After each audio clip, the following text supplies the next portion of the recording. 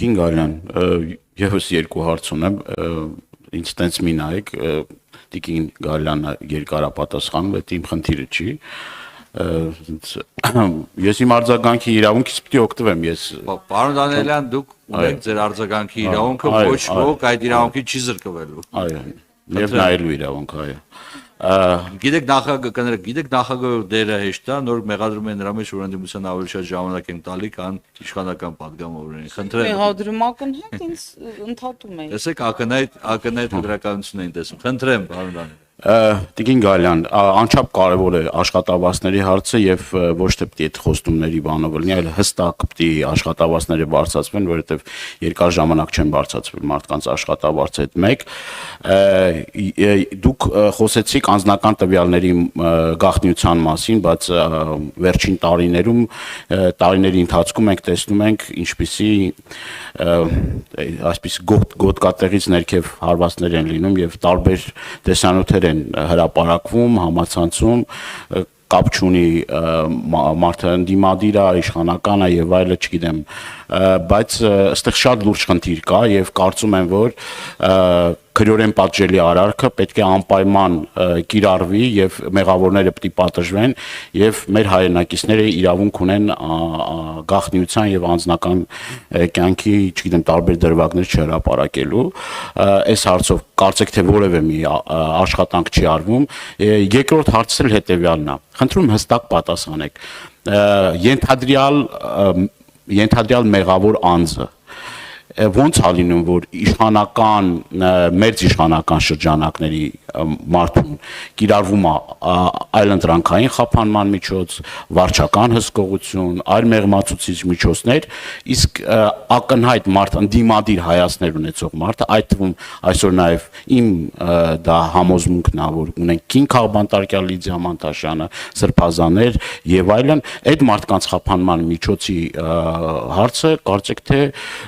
որոշվում է, որ բանտային կալանք պետք է լինի։ Այս երկակի ստանդարտները Հայաստանի Հանրապետությունում ի վերջո ակնհայտ է, էլի դա չեն կարող էլի բան անենք, ասենք չէ, տենց չի։ Մեր գործընկեր Արտուր Սարգսյանի պահով, այսինքն սա չի կարելի նման ձևով երկակի ստանդարտներով առաջնորդվել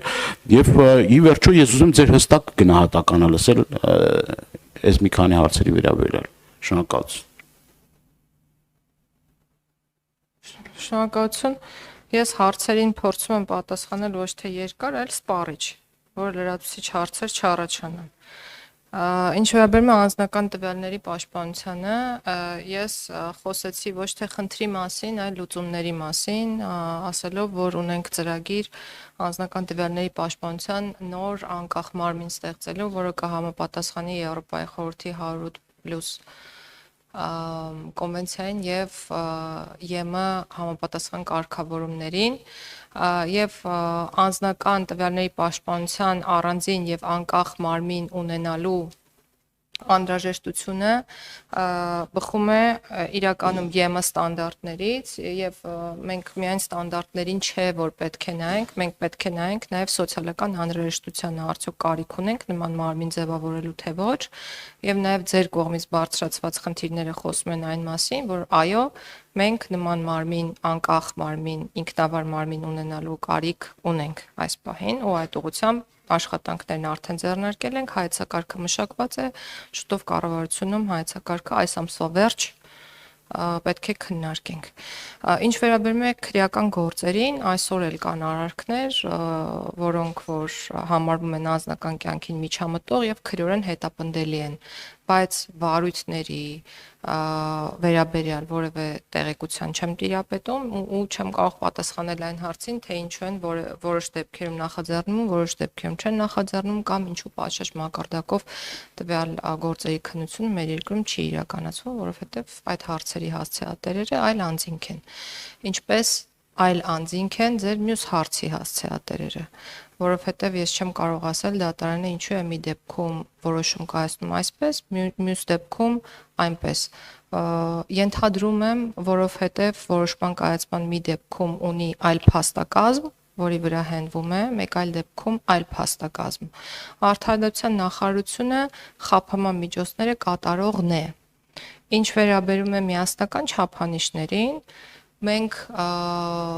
մեր տեղում, մեր հնարավորությունների չափով փորձում ենք այնպես անել, այդ թվում մեթոդական ուղեցույցների մշակմամբ, որ այդ չափանիշները միասնական լինեն։ Ընդ որում, եթե ուշադրություն դարձնեք մեր կողմից հարուցվող եւ բարձրագույն դատական խորհուրդ տարվող կարգապահական վարույթներին, այդ չափանիշների միասնականության վերաբերյալ հուշումներ կունենաք, եւ բացի դա, ուզում եմ նշել մեկ կարևոր հանգամանքի մասին եւս, որ մենք ձեռնարկել էինք կալանք խափամամիջոցի կիրառման վիճակագրության, ուսումնասիրության գործընթաց ու ուսումնասիրել ենք ու հասկացել ենք, որ իրոք է տեղ ունենք խնդիր, պարտադիր չէր այդ ուսումնասիրությունը անել հասկանալու համար, բայց մենք կոնկրետ թվական տվյալներ օգտագործելով ենք դա արել, համեմատելով նոր քրեական օրենսգրքի ուժի մեջ մտնելուց առաջ եղած վիճակը, այդ թվում թվական տվյալները կալանավորումների եւ հետո արդեն իսկ արկա վիճակը, տեսել ենք, որ իրականում այո ունենք կալանքի քանակական աճ, ինչը մեզ համար շատ վատ է, որովհետև մենք ունենք անազատության մեջ գտնվող ավելի շատ անձինք եւ եթե շատ པարզ ձևով էլ ասեմ, մենք ավելի շատ գումար ենք ծախսում պետական բյուջեից այդ անձանց պահելու համար։ Իհարկե գումար ծախսում է նաեւ պրոբացիայի ծառայությունը կրկին պետական բյուջեից, բայց հիմա այս մասով փորձում ենք ավելի ճկուն դարձնել այն մեխանիզմը, ըստ որի անձինք իրենք պետք է վճարեն իրենց նկատմամբ կիրառվող էլեկտրոնային բրասլետների համար, որպեսզի կարողանանք պետական ավելի քիչ միջոցներ ծախսել այդ խափամամիջոցները կիրառելիս։ Սա է ձեր հարցի պատասխանը։